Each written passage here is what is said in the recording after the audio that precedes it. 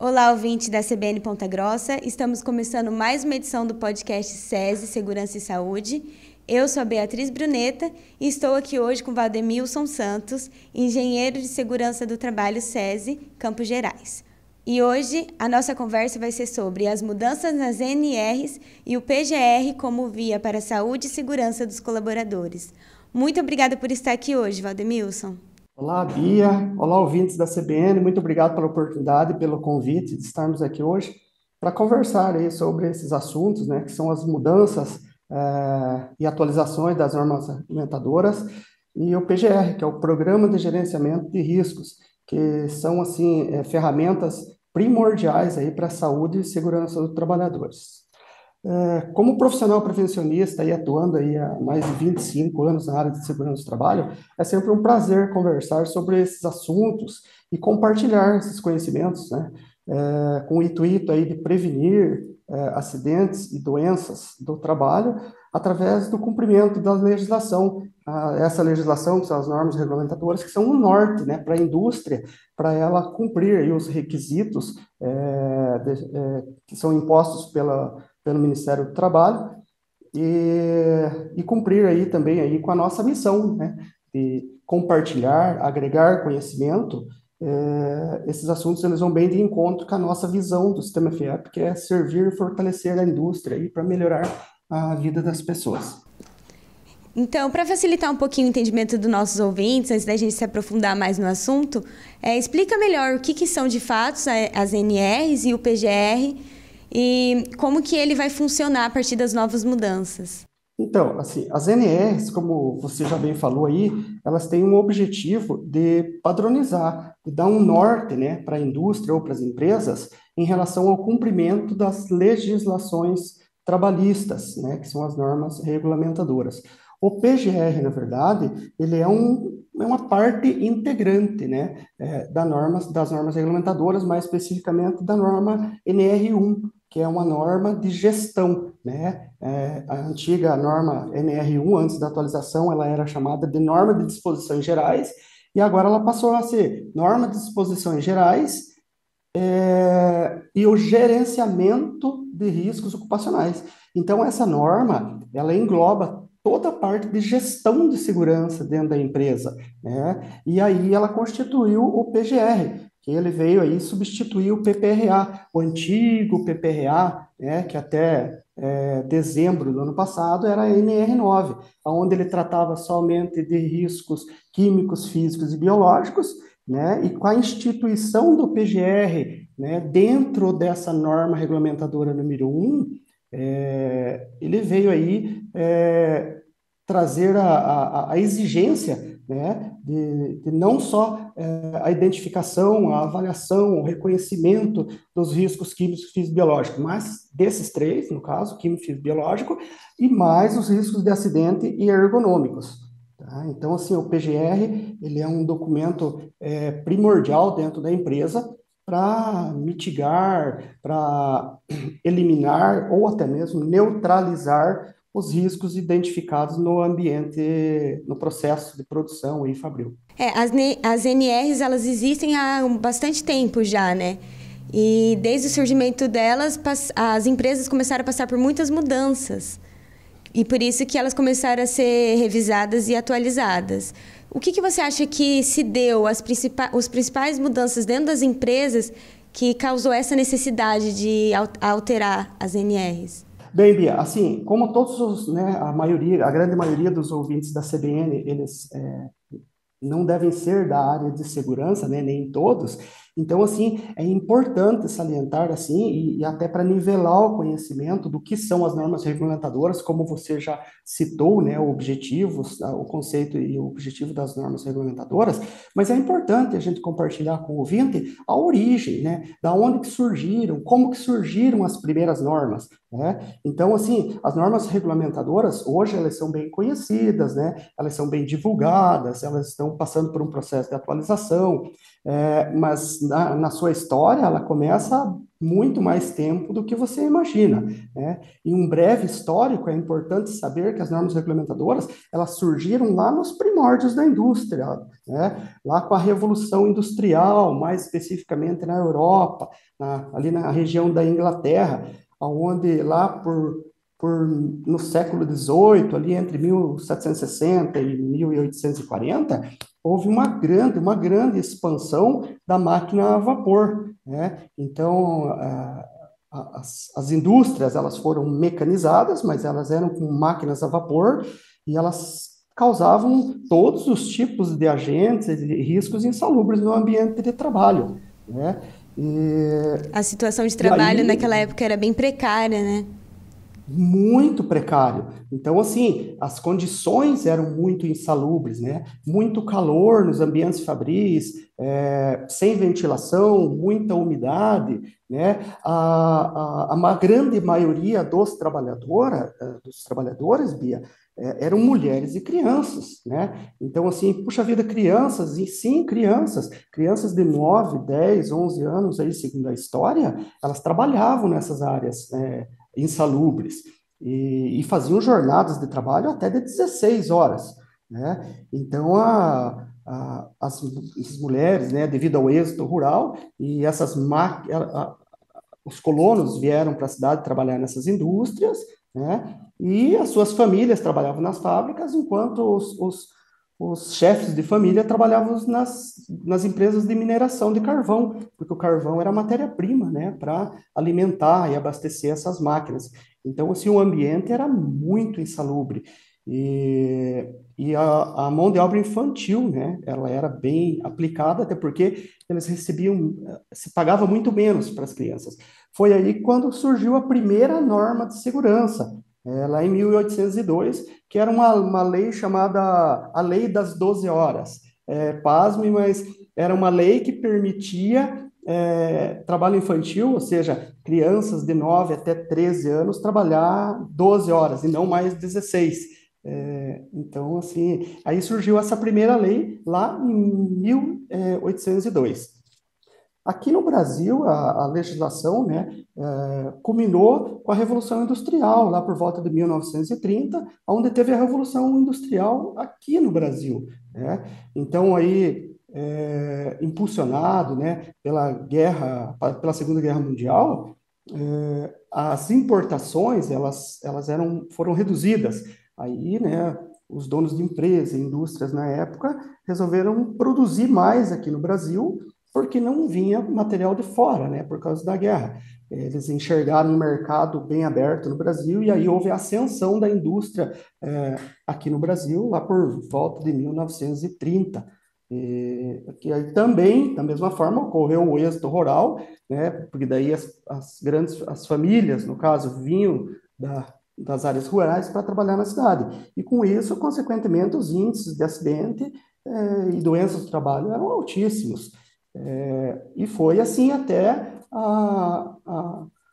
em 1930, com a criação também, que começou com a OIT, que é a Organização Internacional do Trabalho, que começou a desenvolver, a criar, a elaborar leis voltadas para a segurança do trabalho. Mas a nossa legislação mesmo de segurança do trabalho aqui no Brasil, ela se deu lá por volta de 1943, né, com a criação da CLT, onde no capítulo 5, título 2 da CLT, ela vinculou, né, normas de segurança em medicina no trabalho, que na época ainda praticamente as 28 normas, né, primeiras que foram criadas, que estão vinculadas nesse capítulo da CLT. E só em 1978, né, 35 anos depois da criação da CLT, que foi aprovada as nossas normas regulamentadoras aí através da portaria 3.214. Aí, em 1978, foi o start das nossas normas regulamentadoras no Brasil. E aí elas vieram passando por pequenas alterações, bem pequenas alterações, algumas inclusões e alguns anexos, né? E somente agora, em 2019, que desempenhou-se essa força maior na atualização das normas aí através do grupo tripartite, onde passou, né, as normas a serem atualizadas. Dentre elas, a primeira delas atualizada foi a NR12, né? Que a NR12 ela era uma norma grande, uma norma complexa, uma norma que onerava, né? Onera, ela está mais enxuta hoje, mas era uma norma que era mais difícil de se aplicar, porque o nosso Parque Fabril não é muito novo no Brasil também, né? Então, assim, a modificação de máquinas, às vezes, ficava mais fácil você trocar uma máquina do que adequar a NR12. Então, ela foi a primeira que passou por uma atualização, aí, tendo início lá em 2019 e sendo aplicada agora, em abril de 2022, a nova NR12. Tá? E todas as outras normas também passaram por atualização. Então, assim, eu vejo que foi muito importante essa mobilização de atualização das normas para flexibilizar, para ficar mais fácil, né, de se implantar nas nossas indústrias ou nas nossas empresas hoje que são regidas aí pela CLT e se reportam aí as NRs na questão de saúde e segurança do trabalho. Como você acabou de falar, elas vieram para facilitar. E o que a gente consegue observar é que as pequenas e médias empresas, elas têm dificuldade de se adequar a essas normas, porque são muito diferentes das grandes e das empresas maiores, né? Você acha que com essas novas atualizações, elas vão conseguir se adaptar melhor? Ah, vão sim, Bia. Eu acredito sim que com certeza elas vão conseguir se adaptar. Na verdade, em relação aos riscos, dependendo do segmento, o que difere as micros e pequenas empresas da grande seria a dificuldade em relação à interpretação, a complexidade de interpretação, sabe, dos textos dessa norma, que são puramente de cunho técnico. Então, assim, nas médias e grandes empresas, tem o papel dos profissionais de segurança, os engenheiros, os técnicos, que fazem, né, esse papel, né, de interpretar e aplicar as exigências dentro da norma nessas médias e grandes empresas. O que não acontece nas pequenas, né? Então, as pequenas, devido ao grau de risco, o número de trabalhadores, muitas vezes não. A NR4, que dá o dimensionamento desses profissionais dentro das empresas, para as pequenas, não é obrigatório ter esses profissionais. E aí, para o dono da empresa ou para o empresário, o dono da indústria, fica mais complicado, tipo assim, ele entender, ele interpretar o texto da norma, né? Então, o ideal seria que essas empresas tivessem o apoio de uma consultoria para ajudar na interpretação. Mas voltando à tua pergunta, eu acredito que elas vão conseguir se adaptar sim, porque as normas elas estão mais flexíveis, estão mais claras, estão mais objetivas, de fácil entendimento. Então eu acho que as pequenas empresas vão se adequar sim. E você tinha citado que uma das principais mudanças foi essa questão das máquinas, né? Você pode citar mais alguma outra mudança que você sentiu que foi bem impactante? Posso sim, Bia. Assim, as principais mudanças, elas estão relacionadas à simplificação dos requisitos e à desburocratização dos textos para melhorar a interpretação e aplicação das exigências das normas, né? Então, assim, a grande maioria das NRs, elas passaram por atualização. Nós passaríamos aqui o dia todo para falar de todas as mudanças que ocorreram, né, dentro de cada uma das normas. Mas de todas elas, do meu ponto de vista, realmente foi a NR1, né, que antes tratava só de disposições gerais e agora ela trata do gerenciamento de riscos ocupacionais, como eu falei lá no início. Mas podemos citar, por exemplo, a NR4, né, que é a NR que dá o dimensionamento do número de profissionais que a indústria ou a empresa vai ter lá dentro do seu quadro de trabalhadores, claro, levando em relação ao grau de risco e o número de trabalhadores, mas ela teve uma mudança significativa, né? Então, o texto anteriormente da norma trazia a obrigatoriedade desses profissionais serem funcionários próprios da indústria, né, ou próprios da empresa. Hoje, esse item ele foi excluído, o governo excluiu, deixando aberto para a empresa ou para a indústria, para a critério dela, a contratação própria desses profissionais ou a terceirização. Então, está aberta, né, para as indústrias, de repente, manterem esse serviço terceirizado. Ah, eu quero contratar um técnico, eu posso contratar de uma empresa terceira, eu posso contratar o técnico do SESI, o engenheiro do SESI, a norma deixou aberta, né? Outra mudança significativa, por exemplo, na NR5, a CIPA, né? Antes, para dimensionar o número de cipeiros, né, tinha que se considerar o KENAI, o grupo em que a empresa se enquadrava, lá, C1, C2, C3, e mais o número de empregados. Agora ela ficou mais flexível, né? Agora, somente pelo grau de risco da empresa e o número de empregados, é, o, a indústria ou a empresa, ela vai lá na NR e você vai saber, ó, meu grau de risco é esse, o meu número de trabalhadores é esse, o número de cipeiros que eu tenho que ter dentro da minha empresa é esse, né? Então, ficou muito mais simples o entendimento, muito mais fácil de se aplicar, né? Em relação aos treinamentos, é outro exemplo, né? Antes, o treinamento para os membros de CIPA, a norma era taxativa, a carga horária era 20 horas e ponto final, independente do segmento, independente do tamanho da empresa ou do número de cipeiros, né? Hoje, a carga horária, ela leva em consideração somente o grau de risco da empresa. Um exemplo, uma empresa que é grau de risco 1, que tem um risco bem baixo, por exemplo, administrativo, papelarias, algumas lojas, né, desde que não tenham risco vinculados, antes elas tinham que fazer 20 horas, hoje elas podem fazer somente 8 horas a carga horária, e essas 8 horas ainda podem ser via a distância, né, ensino à distância. E assim por diante. A grau de risco 2, por exemplo, as empresas, as indústrias de grau de risco 2 que eram 12 horas, que eram 20 hoje passou a ser 12 horas. E dessas 12 horas, somente 4 têm que ser presenciais. Tá? As outras 8 podem ser no módulo à distância. Né? O grau de risco 3, as indústrias de grau de risco 3, que é a grande maioria, né?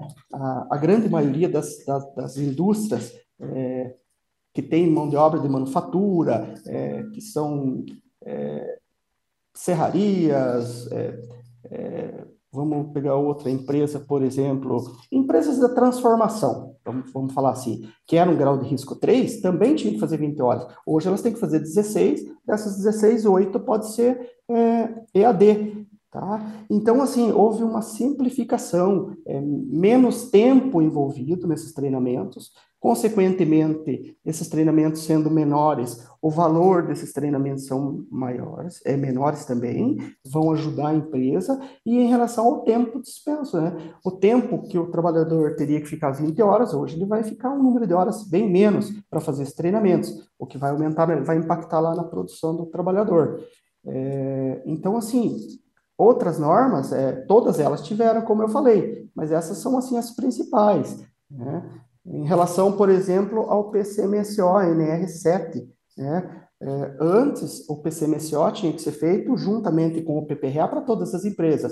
Hoje, as empresas de grau de risco 1 e 2, né, que são de risco baixo, elas estão dispensadas do PCMSO, assim como do PGR. É um custo a menos para a empresa. Não que a empresa deixe de fazer segurança dentro da empresa, né? Mas elas estão dispensadas desses documentos, né? Exames periódicos vinculados dentro desse PCMSO, por exemplo, para trabalhadores de 18 a 45 anos, tinha que fazer anualmente. Hoje, com o novo texto da norma, passou a ser a cada 2 anos, né? Bianual.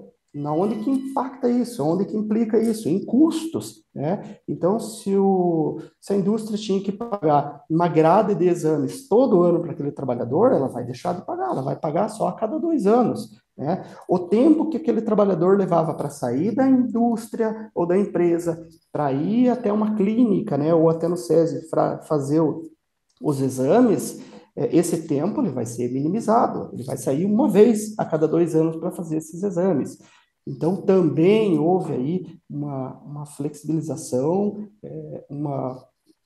tipo assim, ela ficou com menos pesada para a indústria e Empresário. para a empresa. Além das questões financeiras, por que as empresas devem estar atentas a essas questões legais?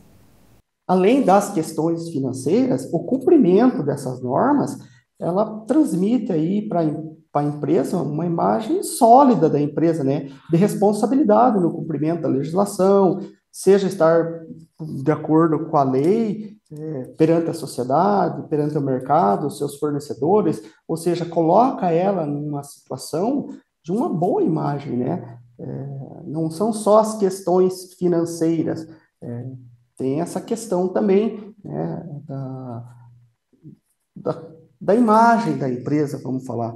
Então, assim, uma empresa, por exemplo, que o seu processo industrial não é bem aplicada a segurança do trabalho, ou não é aplicada as exigências das normas regulamentadoras, ela, consequentemente, ela vai ter mais acidentes. Então, assim, a imagem dela perante o mercado já puxa, aquela empresa é uma empresa que ocorre muito acidente. Essa empresa, os próprios fornecedores, hoje, os fornecedores, eles querem vender produtos, matérias-primas para uma empresa que cuida dos seus trabalhadores, assim como quem compra também, né? Se eu vendo o meu produto e esse meu produto, quem está comprando o meu produto sabe que eu cuido da saúde do meu trabalhador, que eu cuido da segurança do meu trabalhador, ele é mais visto no mercado, né? Mais bem visto do que uma empresa que não cuida, que tem lá o seu produto que é colocado no mercado, mas os seus trabalhadores trabalham em situações precárias, os índices de acidente daquela empresa são elevados. Então, tudo isso conta além das questões financeiras. E quais as consequências do não cumprimento dessas normas? Bem, as consequências, Bia, são várias, sabe? A gente poderia citar aqui várias e várias consequências, mas dentre elas, o cumprimento, do meu ponto de vista, a primeira consequência seria o descaso mesmo com a saúde do trabalhador. Essa seria a primeira consequência do meu ponto de vista, incluindo autuações, multas, porque uma empresa que ela não cumpre a legislação, ela fica vulnerável a penalidades, autuações, notificações, sem contar o alto índice de acidentes dentro da empresa, porque se eu não aplico as normas regulamentadoras, né, se eu não sigo o que está escrito nas normas regulamentadoras, com certeza os índices de acidente vão se elevar, né, vai ser mais alto. As doenças do trabalho, por exemplo, se eu não cumpro o meu PCMSO, que é o Programa de Controle Médico Ocupacional, eu não faço os meus exames, eu não monitoro a saúde do meu trabalhador, consequentemente, esse meu trabalhador, ele vai adoecer, né? E aí esse trabalhador vai afastar. Com esse afastamento, eu gero outras consequências, né? Com o afastamento desse trabalhador, a minha produção cai. A minha produção cai. Ou eu tenho que contratar alguém para colocar no local, né, para fazer o trabalho daquele trabalhador que foi afastado. E isso vai me onerar, porque eu vou ter que contratar alguém de fora, e esse alguém não vai ter experiência e vai levar um certo tempo para se adaptar naquela posição novamente. Perda de produção, né? Custo de horas extras. Se eu não contrato, quem ficou lá trabalhando, menos um trabalhador, eu vou ter que trabalhar com a equipe que ficou um pouco mais, onerando aí a questão de horas extras. Quando esse trabalhador voltar de um acidente ou de um afastamento, eu vou ter que readaptar ele no posto de trabalho novamente. Ele já não vai vir mais com aquela agilidade que ele tinha. Ele vai levar um certo tempo para se adaptar de novo. Então, tem a questão da readaptação. Sem contar o acréscimo de impostos, né? Uma vez que eu tenho um trabalhador que ele se acidenta dentro da minha empresa, eu tenho que emitir uma CAT. Né? Quando eu emito essa comunicação de acidente do trabalho, ela tem uma classificação. Geralmente, acidente né, em relação ao trabalho é B91, que nós chamamos. Esse B91, ele vai impactar lá no fator acidentário previdenciário do trabalhador, que é um fator que é um multiplicador de um imposto que se chama RAT, tá? Que é o risco acidente do trabalho, que todas as empresas recolhem. Né? Então, esse RAT vai de 1 até 3%. A grande maioria das empresas no ramo da indústria recolhem 2%. Quando eu tenho um acidente do trabalho registrado com uma CAT que gera um código B91 pela Previdência, a indústria paga mais, sabe? Ela paga mais imposto por ter acontecido aquele acidente dentro do ambiente de trabalho. E isso onera para a empresa. Então, isso é uma consequência bem significativa, sabe? E sem contar também a questão dos processos judiciais, né? Uma vez que eu não cumpro a legislação dentro da indústria, esse trabalhador, quando ele for demitido, e se ele sofrer um acidente e existe uma causa, né, uma causa desse acidente lá dentro, existe o risco, vamos falar assim, para ter uma melhor compreensão, existe o risco do acidente dentro da empresa, e aquele trabalhador sofreu um acidente, e não foi tratado, a empresa não cumpria as normas de segurança, não dava proteção, não tinha medidas de controle. Esse trabalhador, certamente, quando ele sair da empresa, ele vai entrar com uma ação judicial. E a possibilidade da empresa perder por não ter respaldo legal, não ter amparo legal de ter um procedimento, de ter uma proteção para aquele trabalhador é grande. Então, é praticamente causa perdida, é uma consequência bastante significativa também. Para os empresários e empreendedores que sentem dificuldade em se adequar às normas, o SESI oferece uma consultoria. Como que funciona? Você pode explicar um pouquinho para a gente? Posso sim, Bia. Então, assim, como eu falei, a gente comentou, né, na nossa conversa que as grandes empresas, elas têm profissionais de segurança, as pequenas sentem um pouquinho de dificuldade, né, na implementação, na aplicação das normas. O SESI, ele pode sim ajudar. Então, o SESI, ele tem profissionais aí altamente competentes, uma equipe disciplinar de profissionais que podem aí vir ajudar, né, a empresa a aplicar todas as exigências das normas regulamentadoras, né? O SESI, só para você ter uma ideia, e os ouvintes também, ele está há 76 anos ofertando, né, serviços para reduzir afastamentos, seja doença ou seja acidente do trabalho. Como eu falei, existe uma equipe multidisciplinar, o SESI tem as unidades espalhadas assim, né, na maioria das grandes cidades no estado do Paraná, por regionais. A nossa região dos Campos Gerais, por exemplo, onde o nosso ponto principal é Ponta Grossa, mas nós temos em Guarapuava, temos em Irati, São Mateus, União da Vitória, onde o SESI pode, sim, desenvolver esse trabalho de consultoria na implementação dessas normas regulamentadoras. E não só das normas regulamentadoras, né? Então, assim, existem consultorias também voltadas para outras áreas que são previdenciárias, que não são só as normas regulamentadoras.